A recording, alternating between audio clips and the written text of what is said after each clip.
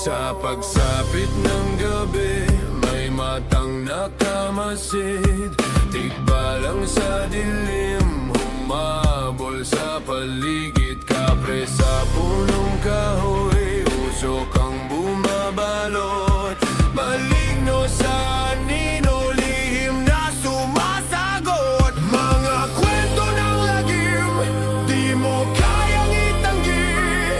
Dilim ng alaala, ligtas ka ba ngayong gabi? Kilabot Pinoy Horror Story, mga hiwagang sa dilim, bumabalik. Kilabot Pinoy Horror Story, ligtas ka ba o sa takot ka matitigatig?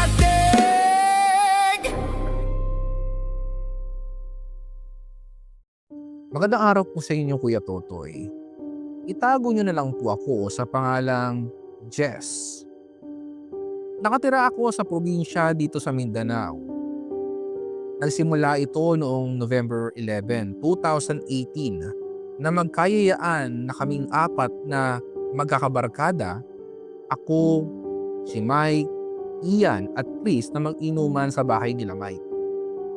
Nag-iisang anak lang si Mike at ang mga magulang niya ay nasa abroad, sa Singapore. Kaya ang naiwan sa bahay ay si Mike at ang lola niya. Maliban sa alak, meron din naman kaming pulutan. Alam niyo na siguro yun. Apat din sila Yvonne, Hazel, Maya at si Vanessa, na ang kaibigan ko na si Mike ang nagyaya sa kanila dahil kakilala ni Mike si Hazel at Maya. Excited na naman yung mga ugong tropa dahil sa magkakayarian na naman daw sila, sabi nila. Alas 9 na ng gabi nang sinisimulan na namin ang inuman sa balcony ng bahay nila Mike. Tahimik lang ako habang nagsiselfone at panay pakikipag-usap ni Ian kay Yvonne. Si Yvonne ay maganda, medyo chubby na sexy, matangos ang ilong at medyo matangkad. Kaya naman panay ang pakikipag-usap ni Ian sa kanya. Si Hazel, Maya at Vanessa naman ay lahat din magaganda at sexy at katamtaman ang tangkad. Habang nagiinuman at nagkwekwentuhan kami, napansin ko na panay titig sa akin si Vanessa. Kunwari di ko napansin ang pagsulyap-sulyap niya sa akin. Imagine nyo, habang iniinom ko yung beer, nakatitig sa akin na nakakapanindig balahibo. Paano ba naman kasi? Kakaiba ang tingin ni Vanessa. Kapansin-pansin yung curve ng katawan niya. Katamtaman ng laki sa hinaharap niya. Maputi at may mapang-akit na muka kapag nakatitig.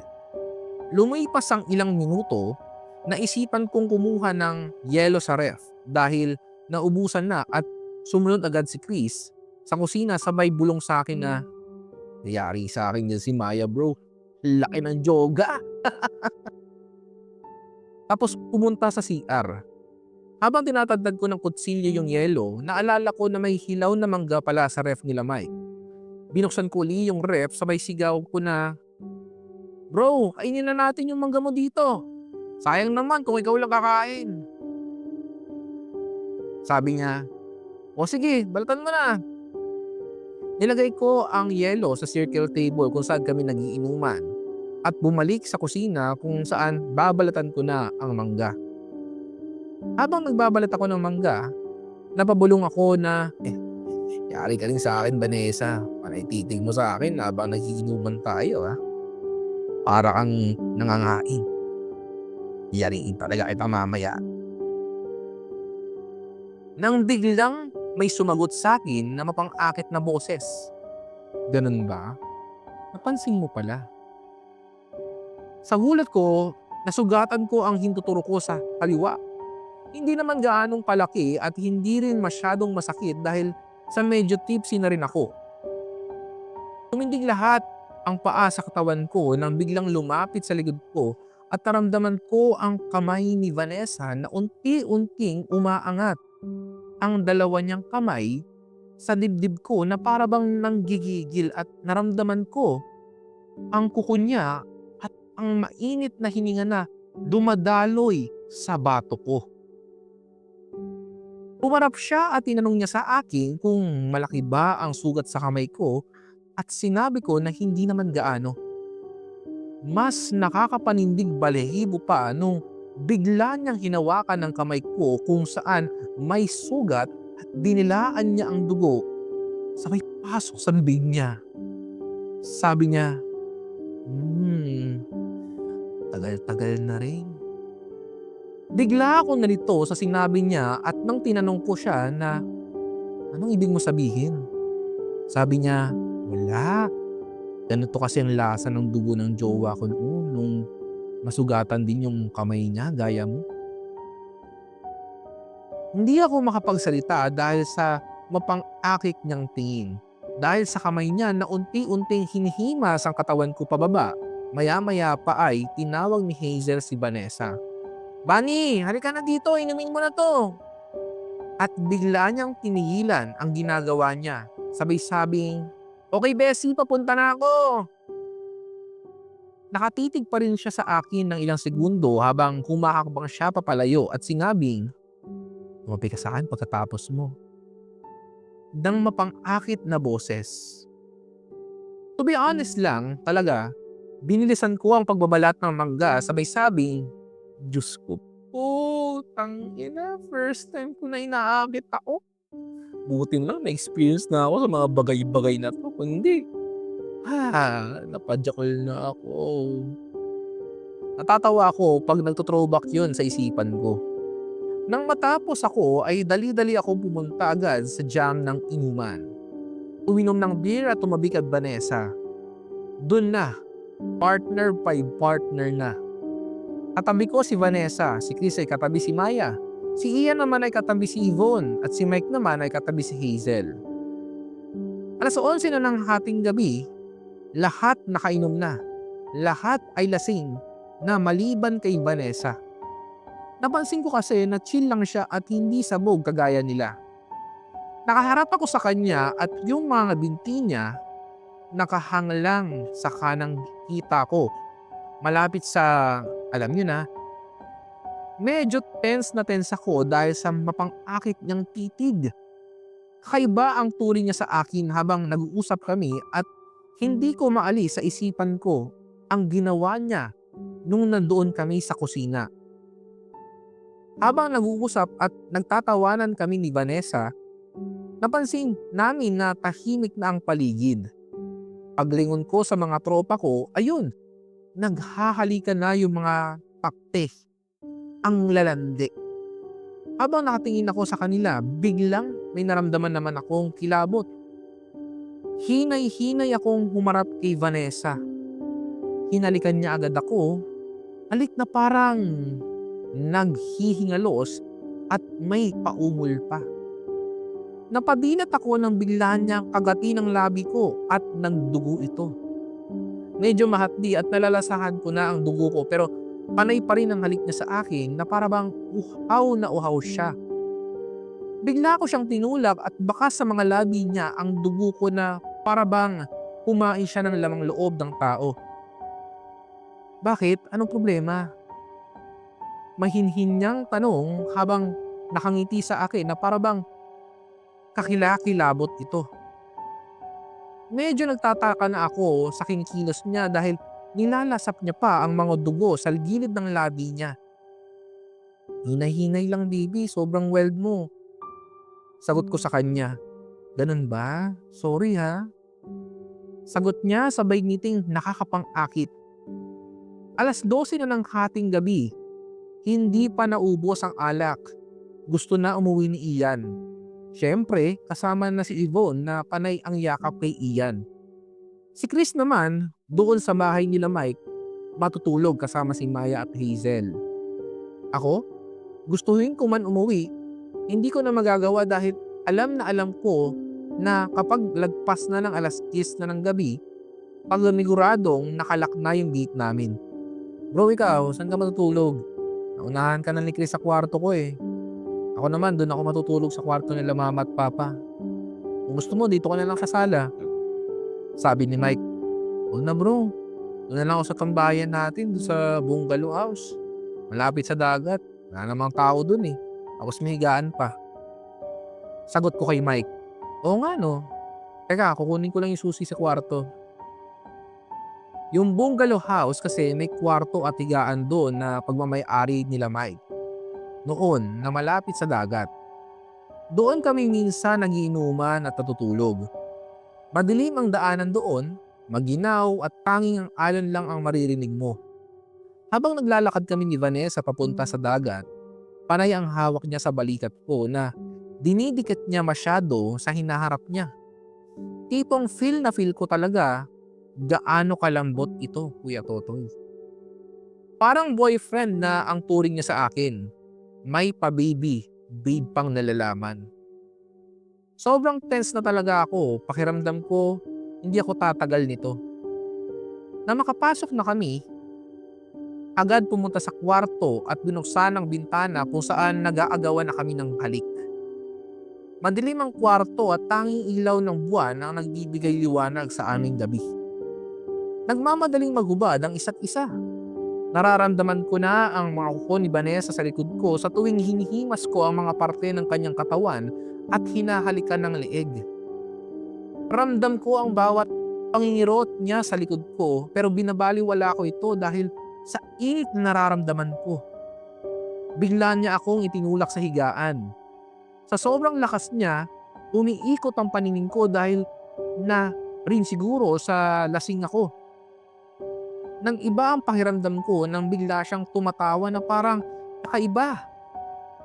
Habang gumagapang siya at ang mga kuko niya na rin, para bang gagamba na ang gumagapang sa binti ko. Kinikinabutan na ako sa mga kinikilos niya at sobrang bilis ng kabog ng dibdib ko. "Huwag ka na nga tumawa, parang timang, nakakatakot ka na eh." Anya ko kay Vanessa. "Di ba ito ang gusto mo, yung matikman ako?" Sumagot si Vanessa. "Nakakatakot ka na eh." Sagot ko rin kay Vanessa. Sa isang iglap lang ay bumulaga ang mukha ni Vanessa. Sa mukha ko nang malapitan habang nakatutok ang isang maliit na kutsilyo niya sa leeg ko na nakangiti. Ang kaaya-aya at maganda niyang mukha napalitan ng galit na parabang nangangain ng tao. Napansin ko na unti-unting tumutulis ang mga ngipin niya at dinilaan ang mukha ko habang nakapatong sa akin. "Bakit di ka makapagsalita? Natatakot ka na ba?" Tanong sa akin ni Vanessa. Wag, Vani. Wala naman akong ginagawang masama." Sagot ko kay Vanessa habang nanginginig ako sa takot. "Ganun naman talaga kayong mga lalaki eh. Magaling magmakaawa, magaling manloko, at magaling sa una. Katawan lang naman ang habol niyo sa aming mga babae. Pagkatapos gamitin, anong gagawin niyo? Lolokohin. Pagsasamantalahan ang kahinaan at karupukan naming mga babae. Ang galing niyo din eh, no? Talagang magaling." Anya naman ni Vanessa sa akin habang nakangiti at mukhang nanggigigil. "Ano pang ginawa ko? Ano bang nangyayari sa iyo, Vani? Please naman, wag. May mga kapatid at pamilya pa ako. May pangarap pa ako sa buhay. Usapan natin to, Vani." Titig na titig ang mga mata niya sa akin habang nagmamakaawa ako sa kanya. Sa kaliwa ko may nahawakan akong ashtray na balak ko sana ihampas sa kanya kung sakaling balak niya talaga akong patayin. Ihahampas ko na sana kaso bigla akong napansin na tumutulo ang luha niya at nanginginig ang kamay. Umiyak siya at sinabing, "Bakit pa kasi ang hina ko? Bakit pa kasi ang kurupok ko? Bakit? Bakit?" Tanong ni Vanessa sa akin habang humahagulgol siya ng iyak at panay ang pagpatak ng mga luha niya sa aking mukha. Naaawa ako sa kanya. Naisip ko na baka may masamang nangyari sa kanya noon na hindi niya malilimutan. Pwede naman nating pag-usapan to. Pwede naman nating itigil to. Usapin mo kung makikinig ako sa'yo, dadamayan kita. Sagot ko kay Vanessa. Bakit? Akala mo madali lang ang lahat ng to? Akala mo hindi masakit ang nararamdaman ko? Matuto naman kayong nakiramdam. Sagot naman ni Vanessa sa akin. Ewan ko kung ano ang pumasok sa isip ko. Binitawan ko ang ashtray at hinawakan ko ang mukha niya.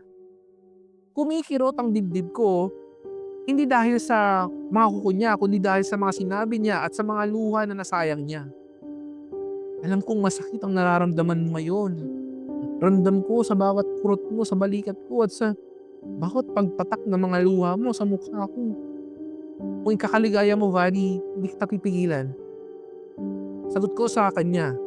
Sa isip ko, pambababae lang naman ang dahilan ng pagkamatay ko kung papatayin niya ako. Nakakahiya. Nanginginig ang mga kamay ko at sumigaw ng malakas habang umiiyak at itinapon ng hawak na maliit na kutsilyo. Umiyak siya ng umiyak. Niyakap ko siya at sinabing, sige, iiyak mo lang. Walang makakarinig sa'yo, tayong dalawa lang. Niyakap niya rin ako ng mahigpit, pero hindi na tulad ng dati. Ngumiti siya sa akin at umiyak na para bang malaanghel ang mukha at tinalikan niya ako sa noo. Pinatahan ko siya hanggang sa makatulong na siyang nakayakap sa akin. Walang nangyari sa amin ni Vanessa. Okay lang kahit sumakit ang puson ko sa mga panahon na yon. Nagising ako ng mga bandang 6:00 na ng umaga. Iniwan ko si Vanessa doon. Pumunta ako sa bahay at naabutan ko na nagwawalis si Mama sa harap ng bahay. Ang aga-aga, bunganga agad ni Mama ang inabutan ko. Naganda ako ng pagkain at dali-daling pumunta sa dagat upang dalhan ng agahan si Vanessa. Pagdating ko doon ay naabutan ko siyang nagbibihis at mukhang aalis na siya. Niyaya ko siyang kumain kami ng sabay. Pumayag naman siya. Pagkatapos namin kumain ay humiga agad ako. Medyo lasing pa ako at inaantok. Tumabi siya sa akin at nagsorry siya sa ginawa niya. Tumawa lang ako at sinabing okay lang, lasing tayo eh. At tumawa rin siya. Nagkwento siya kung anong nangyari sa kanya noon. Ilang beses na daw siyang niloko at iniwan matapos ibigay ang lahat-lahat pati ang pagkababae niya. Pinagtangkaan pa siyang kalayin ng kanyang tiyuhin. Nagkakasakit ang nanay niya at di kalaunan ay namatay din. Iniwan siya ng kanyang ama nung grade 6 pa lang siya at may ibang pamilya na kaya nakatira siya sa bahay ng kanyang tiyahin. Baka sa mukha niya ang mga pangyayari na talagang masakit sa kalooban niya. Marami pa siyang ikikwento sa akin at hindi ko na namalayan na nakatulog ako habang nagkikwentuhan kami ni Vanessa na nakaharap at nakahiga habang nagtititigan kami sa isa't isa. 10:00 na ng gabi, gumising ako na wala na siya sa tabi ko. Umalis nang hindi man lang nagpapaalam. Simula noon, nanglalasing na lang akong mag-isa. Hindi dahil sa natrauma ako kundi dahil namimiss ko siya. Minsan, napapanaginipan ko siya at palagi niya sinasabi sa akin na huwag ka nang malungkot, magkikita rin tayo. Wala na akong balita sa kanya. Kahit si Mike, hindi rin alam kung saan na napunta si Vanessa. Nagtanong ako sa mga kaibigan nito pero pati sila hindi na nila alam kung nasaan siya. Kahit pangalan niya sa social media ay hindi ko na mahagilap. Vani, kung maririnig ko tong kwento ko, hihintayin pa rin kita. Wala akong pake kung ano ka at kung anong meron ka. Dito na lang po ang kwento ko, Kuya Totoy. Muli, ito po si Jess. At ito ang kwentong inabot ko. Nagustuhan mo ba ang kwento natin ngayon sa Kilabot Pinoy Horror Stories? Like and subscribe na sa aming YouTube channel. Give us 5 stars rating. Kung may sarili kang nakakatakot na kwento, ipadala ito sa aming Facebook page o sa kilabotstories2021@gmail.com. Huwag kalimutang i-click ang follow button at notification bell sa Spotify para sa updates sa bagong episodes. Hanggang sa susunod na kwentuhan mga repakol. Paalam!